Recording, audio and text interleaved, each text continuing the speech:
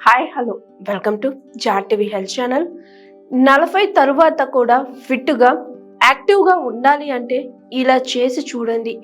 వయసు 40 దాటితే శరీరంలో అనేక మార్పులు వస్తాయి. కండరాల శక్తి, ఎముకల సాంద్రత, మెటాబాలిజం తగ్గుతుంది. ఈ మార్పులను ఎదుర్కోవడానికి సరైన వ్యాయామాలు చేయడం చాలా అవసరం.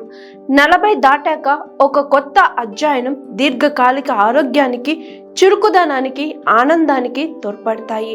రోజు 30 నుంచి 45 నిమిషాలు పలు వ్యాయామాలు చేస్తే ఎముకలు దృఢంగా, గుండె ఆరోగ్యంగా, మనసు సంతోషంగా ఉంటాయి. ఇప్పుడు ఆ వ్యాయామాలేంటో చూద్దాం. నడక.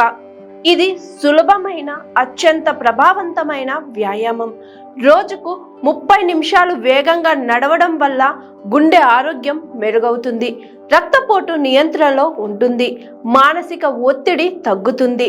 నడవడం వల్ల మోకాలు, కీళ్ళ జాయింట్లపై ఒత్తిడి పడకుండా శరీరానికి తగిన వ్యాయామం అందుతుంది. ఎముకలు బలంగా ఉండటానికి, శరీర బరువు సమతుల్యత కోసం నడక ఒక అద్భుతమైన వ్యాయామం. రెండవది యోగా ఆసనాలు.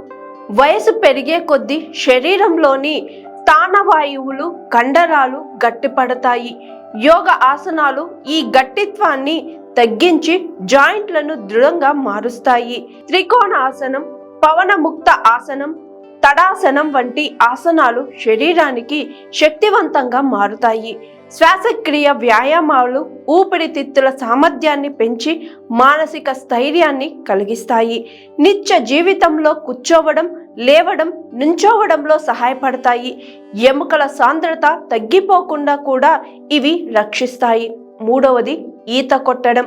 నీటిలో చేసే వ్యాయామాలకు ఎముకలపై ఒత్తిడి తక్కువగా ఉంటుంది. స్విమ్మింగ్ మొత్తం శరీరంలోని కండరాలను పనిచేస్తుంది. ఇది ఒక అద్భుతమైన కార్డియో వ్యాయామం కూడా. హృదయ స్పందనను నియంత్రిస్తుంది, శరీరం సామర్థ్యాన్ని పెంచుతుంది. మోకాలు, వెన్నుముక్క నొప్పి ఉన్నవారికి ఇది చాలా అనుకూలమైన వ్యాయామం. నాలుగవది ప్రాణాయామం. వ్యాయామం అంటే కండరాల కదలిక మాత్రమే కాదు. ప్రాణాయామం వంటి శ్వాస వ్యాయామాలు శరీరానికి ప్రాణాన్ని పోస్తాయి. రోజుకు 10 నుంచి 15 నిమిషాలు ప్రాణాయామం చేయడం వలన రక్త ప్రసరణ మెరుగవుతుంది, శ్వాసక్రియ సరైన పద్ధతిలో జరుగుతుంది, మనసు ప్రశాంతంగా ఉంటుంది. ఇది శరీరంలోని అన్ని అవయవాలకు ఆక్సిజన్ సరఫరాను పెంచుతుంది. ఏదైనా వ్యాయామాన్ని ప్రారంభించే ముందు వైద్యుల సలహా తప్పనిసరిగా తీసుకోవాలి.